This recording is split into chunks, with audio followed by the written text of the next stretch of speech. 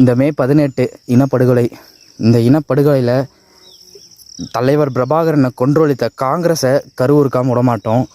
Already கொண்டு போச்ச காங்கிரஸை திருப்பி தோண்டி உயிர் புதுப்பிச்சு எடுத்துகிட்டு வராரு நம்ம அண்ணன் விஜய் அவர்களே.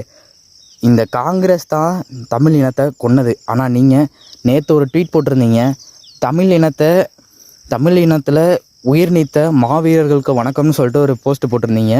அது எப்படிண்ணே இந்த பக்கம் அறிக்கை விட்றீங்க, இந்த பக்கம் கூட்டணி வைக்கிறீங்க? 2009 இனப்படுகொலைக்கு எதிராக இதை ஒரு பாராளுமன்றத்தை நிப்பாட்டணும், ஒரு வழக்காக தொடரணும், இனப்படுகொலைன்ற நிரூபிக்கணுன்ட்டு கையெழுத்து இயக்கம் நடத்துனுச்சு. அப்படி நடத்தும் போது நீங்கள் ஏன் கையெழுத்து போடலை? இதில் உங்களோட நிலைப்பாடு என்னென்ன?